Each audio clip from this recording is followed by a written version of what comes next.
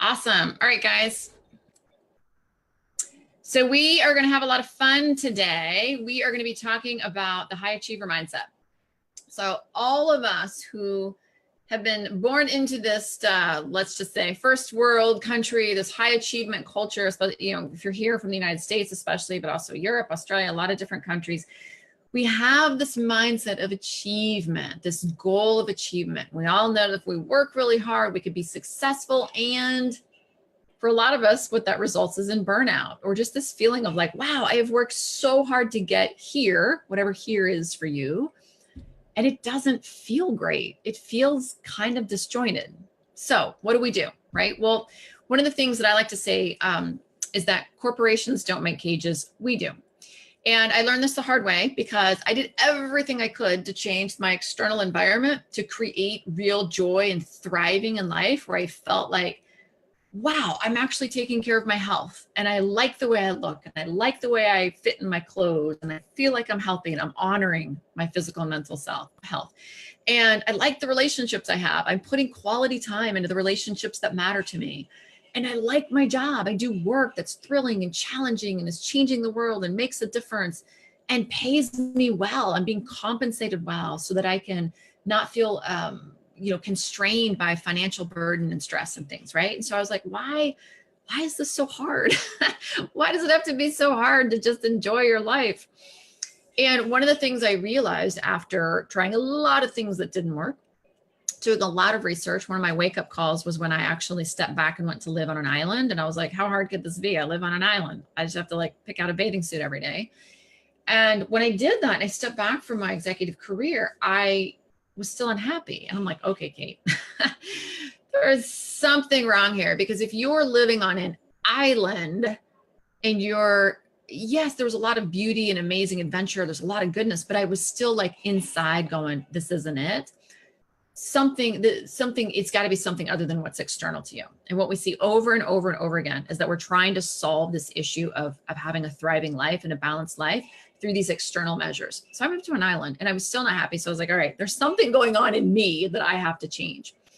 And so I want to talk to you about that today, because I was always someone that still am, someone that you would describe as type A, high achiever, lady boss, overachiever, always got good grades, always was, the class person, in the class who was elected to lead. There was a team project in college. I was always the person who was I would sit back and I would wait for other people to belly up to the bar and volunteer to lead. And no one ever did. So I was like, okay, I'll be the leader again. I just was always in that position, right? And a lot of times high achievers are, because people just look to you because you have strength. You're very quick to make decisions. You're someone who is more comfortable with making decisions and owning that. And so here we go through our happy little life, and you're working and working and working, and you're getting to this point where, gosh, here I have this amazing career. I've gotten to a certain level. I'm an achiever. I'm the go-to. But when do I get a break? When do I just get to breathe? When do I get to relax? Okay. And so what's happening is, with the high achiever, there's a script inside, or the psychology of the high achievers, what I meant to say, it is really keeping us trapped. So it's odd, because in some ways it feels really good. When you're first coming up through school and you come up through college and you graduate and you get this killer job and you're being promoted quicker than others potentially, or maybe you're getting bigger raises or bigger titles and all these things. You're like, yes, this is what I'm working so hard for. So being an achiever and putting in all of that hard work is getting you very quickly into this place of what society would call success, right? But then all of a sudden you're like, okay, when do I get to chill out for a little minute without imploding my career? And so what happens with the achiever is it's just this, you're being shot out of a cannon. There's this linear, in your career, and it's exhausting, right? Is there anybody listening right now who would raise your hand if you agree, if you relate to any of this, or put a comment if you watch this later, oh, Kate, I totally relate. Because you're always on, you're always achieving. Now, in some ways it feels really good, right? It feels good to be the person tapped to do the extra project, the bigger project, the high exposure project, whatever, right? It feels great to be the person who's promoted quicker than everyone, or who gets the financial rewards or the bonuses that are bigger. It feels good to be sitting in a review and be getting, the 5-star review instead of the average 3 or whatever. All of that feels good. And because it feels good, and because achievers tend to be like addicted to the high of the work, it becomes really not feel so good to just go home or to not be doing something, right? So the first thing that achievers have to understand is that a lot of what's going on, the reason that you're always like boom, boom, boom, boom, boom, like even in your home life, a lot of achievers are always like doing something. They can't let their minds sit still. They can't sit still and watch a movie sometimes, or if you see any of that in yourself, it's because your psychology is now ingrained with, if you're not moving, if you're not achieving, then something's wrong and it doesn't feel good. So obviously if something doesn't feel good, we're not going to do it, right? Like you're just going to avoid it, or you'll do it for a while and then willpower just falls apart. So the first thing that really keeps achievers trapped is the need to achieve. I know that sounds crazy, but that's really what it is. If I'm not achieving, if I'm not performing at a high level, if I'm not doing really well, then something's wrong. This doesn't feel good. And what it comes back to is a deep-seated value equation in ourselves. We have grown up in a society, we've grown up with parenting, we've grown up with schools, we've grown up with teachers, influencers, whatever you want to call it, authority around us that applauds us when we do things well and scolds us, criticizes us, or just doesn't react when we don't do things as well, or when we just don't do something. Like in our society, we don't celebrate each other for being us. We celebrate what we do. Okay. And for achievers, they've internalized that and it's ingrained in them that I have to be doing to be important. I have to be doing to be valuable. I have to be doing to be loved. And I know this is like, wait, Kate, we came here for career advice. Why are you talking about wanting to be loved? Because you have to understand your psychology if you're going to free yourself, right? If you're going to live in freedom where you can go into work and say, I'm going to create the environment I want to live in at a very high level, get paid a very high salary, enjoy a very challenging career. If we believe that we do anything less makes us less valuable, we're not going to do it. Oh, wait, did Kate just say that you have to do less? No. What you have to do is stop putting value into what you do and put value into who you are. That is in psychological terms, unconditional love. You have to unconditionally love yourself. So how this presents itself to a high achiever in your career is you have to recognize that now 8, 10, 12, 15, 20, 25 years, wherever you're at in your career, into your role, it is not about how hard you work that makes you valuable. It is not about how high you jump that makes you valuable. It is not about the sacrifices you make that makes you valuable. And I want you to pay attention to that because internally, a lot of times it feels good because everyone's sitting around the conference room, right? And someone's like, we have this really hard project, this huge challenge, this big messy thing. And everyone looks at you and they go, but we know you could do it. And you're like, yeah, because it feels good, right? Like it feels good to be selected to be that person who can take it on. The problem with that is it needs to be, yeah, here's how I'm going to take that on. I'm going to need you and I'm going to need you. And the timeline's not going to be this. The timeline's not going to be this. And if you want the timeline to be this, these are the resources I'm going to need. So now what we're doing is we're influencing our environment. We're not saying no. We're saying, okay, you want me to take that on? This is what it's going to take because I'm the expert in my field and I'm an expert in getting these solutions across the table. And what happens with the achiever, though, the achiever mentality is like, okay, I'll take it on. Oh, crap. How am I going to do that? Oh, God, I can't believe I said yes again. I have no idea how to do this. What am I thinking? Have y'all ever thought that way? Right? And so what happens is achievers love to take things on before they understand how they're really going to get it done. But achievers are like, I'll figure it out somehow. And now we find ourselves, putting our personal life on hold once again, staying up late, putting our health on the back burner, blah, blah, blah, and like living these compromised lives that are just sort of like, I mean, it's good, but it's not like thriving, right? It's like surviving. I'm surviving my life. Okay, I worked out 3 weeks ago. Woo. I said hello to my husband last night. I know I tucked my kids into bed, but I think after that I went back to my laptop, right? Like this is not a thriving life. This is just like surviving and getting by. And so this is all baked and boiled into our psychology. And the reason it's so tough is it's been there for 20, 30, 40, however many years you are, how old you are. It's been there forever. And so you got to get that out because as long as your psychology is constantly telling you and protecting you from feeling less valuable by creating a different solution in your career, then you'll never go there, right? And that's why I always tell people, like when they come into our program, or if we're talking to them on the phone about potentially coming into our program, we're like, the hard part is never the strategy. Like I can give you strategies all day long to walk the halls of your career differently, but you won't do it because it won't feel good. And so until we can remove the psychology, the fear, the need to be valuable, the need to prove yourself, and like, you know, I always call it like you're playing not to lose, like hugging to the proverbial table. Once you remove that, now you have freedom, because now you're going to see all sorts of solutions, ideas, answers that you don't see right now. Because right now, like women will tell me like, oh, okay, my job is to make my boss's life easier. No, your job is to do your job. That's what your job is. Your boss's job is to make his own life easier, right? Like we have all these like little, I don't know, what would you call that? I can't say the word colloquialisms. I don't know. These little sayings that we all, like these little mantras that we all say. And that's just not true. You know, I don't want my team coming into work every day going, Kate, my job is to make your life easier. I'm like, no, your job is to do your job. And if we all are working together towards the same vision, and we're communicating, and we have empathy and consideration for each other, we're all going to have an easier time. And we're all going to have fun creating solutions and moving things forward. I don't want my team coming to work to make my life easier. I'm there to support them and to remove challenges so they can go do what they do best. And that's what your boss should be doing, right? And that's how you want to lead. So back to the psychology of the achiever. So the psychology of the achiever, there's just a lot of fear based in it. So fear is driving you up the ladder. It works really well until it doesn't. And then what happens is we're doing this.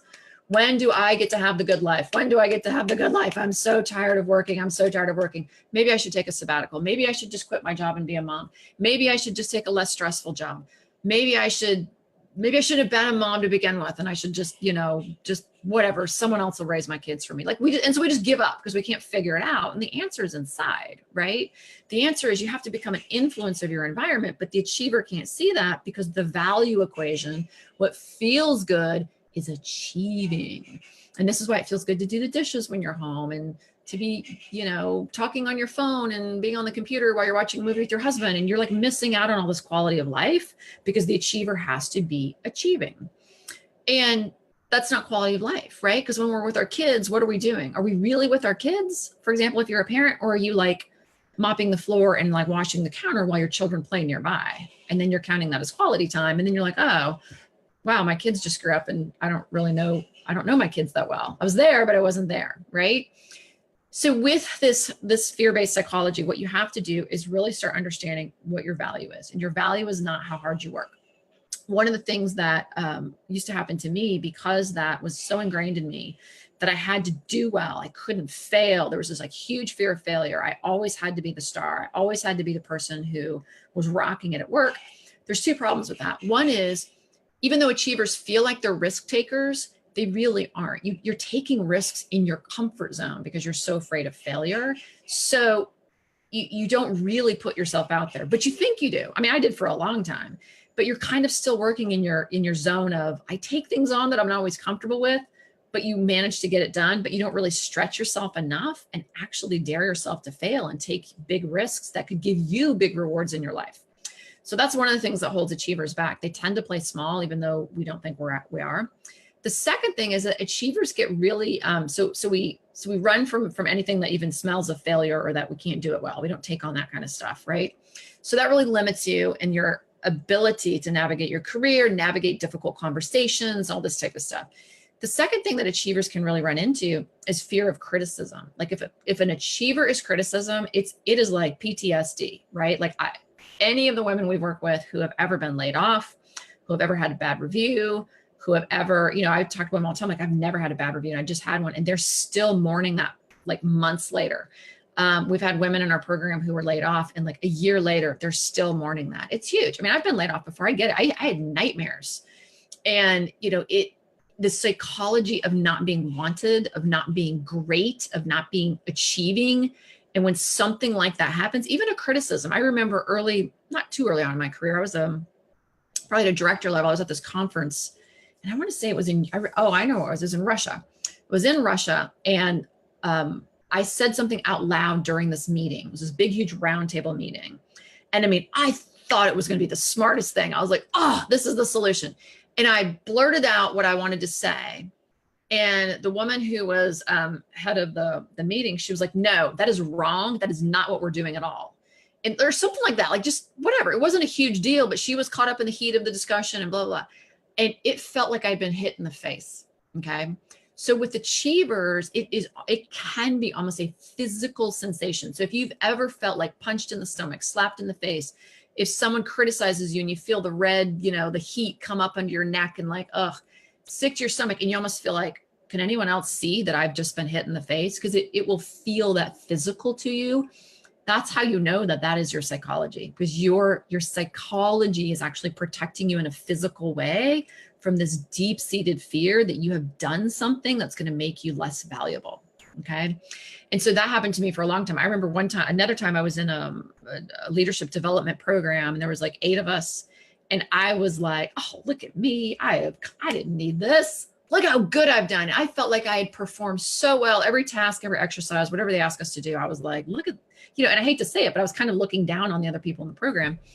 And the woman who was the moderator and the mentor for the program, she kind of came around and told each of us like one thing we needed to work on. And I'm like, she's going to come up to me and she's going to tell me, Kate, you're doing great. I just knew she was. And she came up to me and she put her hand on my shoulder and she said, Kate, you need to find courage.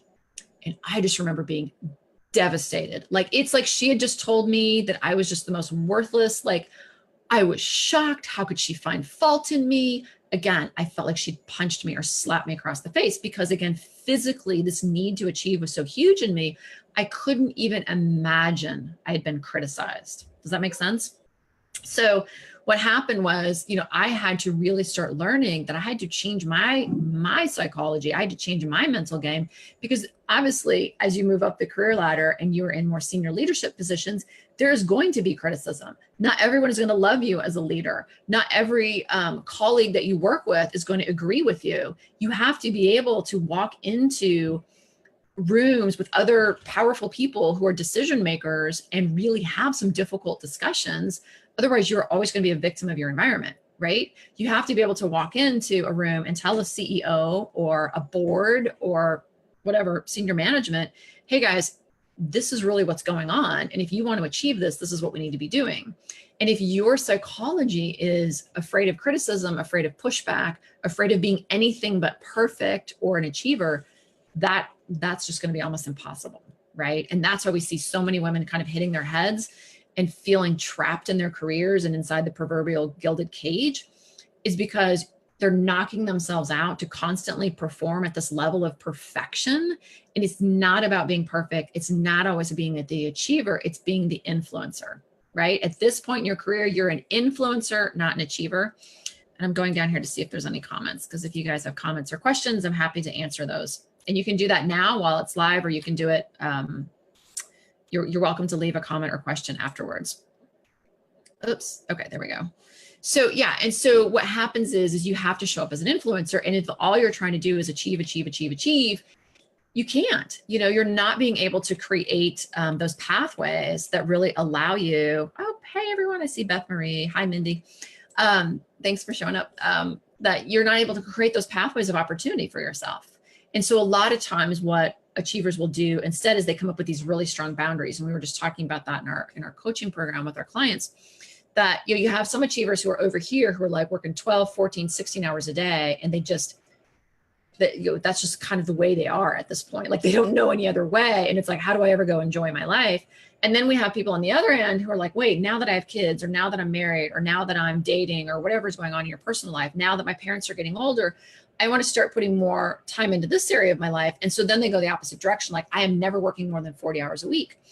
And so again, it's like these external factors are controlling your life, instead of you kind of being in the middle and just saying, hey, sometimes I'm going to be working, sometimes I'm not going to be working. Sometimes it's a 35-hour week, sometimes it's a 75-hour week. It really just depends on what we need to be doing. And that should come from a place of control, of satisfaction with who you are, of knowing what your value is and what you really need to be doing. And some weeks you don't need to be working 75 hours. Some weeks, 35 hours is all you need. Other times you might need to be working 7 days a week. But of course, you always have to be cognizant of meeting your needs at the very high level, doing high quality things to meet your needs for connection and health and autonomy and those other needs that we talk about. within that environment. But again, if you're wired for achievement and you have this fear of failure, this fear of losing your place at the table, this fear of criticism, this high of, oh, I'm achieving, it's like being a high performance athlete who's always performing at a high level. Like you just never give yourself a break. And after years of that, you wear yourself down. Mentally, you burn out. Physically, you burn out. And this is why we see really high levels of anxiety. A lot of high achieving women are on anti-anxiety meds. They have trouble sleeping. They're grinding their teeth. They gain a lot of weight because what we're doing is, because we don't know how to break free from this high achievement psychology and mentality, we're feeding ourselves, or, we're waking up in the middle of the night in the cold sweats going, oh, I forgot to send an email to the team. What are they going to think of me? And this type of stuff. And so where the cage comes in is upstairs a lot of the times, but we think it's the environment. And look, your environment is just going to ask and ask and ask of you. I mean, this is the way it is, right? Occasionally you come across a company that's like, hey, look, we all work 40 hours and go home. Sweet. But for most of us in demanding careers, the career is just going to demand. It's just going to demand and demand and demand. And that's just what it is. And so you have to decide how you're going to navigate it. And if you're going to navigate it and be a victim of that environment and allow yourself to be like, I will be the brave one who shows up and saves the day, you will always be the workhorse who shows up and saves the day. And that's what your reputation will be, your brand will be. And then when you say, I want to take an extra week of vacation, or I'm going to go home early today, it's like a shock to everyone because that's not who you are. You've branded yourself as the workhorse. And so, what you want to brand yourself as the influencer. I was talking about this example the other day. I had one of my clients, ask for some additional advisory work earlier this week. And so I was sitting in a meeting with them and they said, hey, can you offer us this additional insight? We need it before Thursday. And I'm like, great, not a problem, but it's an additional piece of workload that I didn't have scheduled for myself this week. No problem. I'll get it done before Thursday. I knew when they needed it. So I got a text from one of the senior leaders Wednesday around, lunchtime or whatever, like, hey, we haven't seen that from you yet. Did not respond to the text. I know when I'm going to deliver it. And I was going to deliver it around 3 or 3:30 because, again, it's not my role to now stay up late and try to do all this mental heuristics or whatever to try to get this done. They want something additional. I promised it would be there before Thursday morning. It will be there before Thursday morning. But what had happened is there wasn't clear time frame of when they needed it. And whatever that happened. But in other words, when I got that text from the client, I didn't go, oh, what does he think of me? Oh my God, I've dropped the ball. They're never going to hire me again. Oh, I'm such a horrible person. I didn't get that done in time. I was just like, oh, he's looking for that. Great. And I just kept doing my work. And then when 3 or 3:30 came, when I had slated the time to do that, I gave them what I promised this additional advisory piece was. That's really hard to do for a high achiever. High achievers want to get things done. We want to do it now. We want everyone to love us all the time. We want kudos and praise. But here's the deal. In that example, guess what happened at 3:30? I got a nice email back. Oh, thank you so much. Great. Everyone's happy, right? And so that's influencing your environment. That's saying, I am not going to allow my psychology. In fact, it's just not even there for me anymore. I'm not sitting here constantly living in self-doubt or trying to make sure I'm achieving a certain level. I want to do my job at a very high level.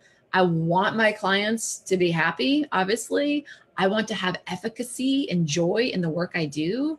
And that's not going to come if my environment is controlling me. It's when I control the environment, I influence the environment, and I let people know the best way for us to achieve the goals, because I am the expert who brings value in what I'm hired to do, right? And that's the same for you. But for achievers, that is very, very, very hard to understand. So you have to get that fear-based mentality, that value-based psychology in order so that you can start controlling and seeing other opportunities in your workplace. Does that make sense? All right. So guys, thanks for being here on this broadcast. I want to go because we've put 30 minutes in and I want to make sure I'm respectful of everyone's time. But if you have questions, feel free to put them in the comments below. If you are a high achiever whose psychology is getting in the way of you prioritizing your life and living a life where you're thriving, if you feel like you're just surviving, then call us, book a call, and let's get on the phone and we will help you figure out what's going on and what's possible for you. Okay. We are here to help you. That's what we do.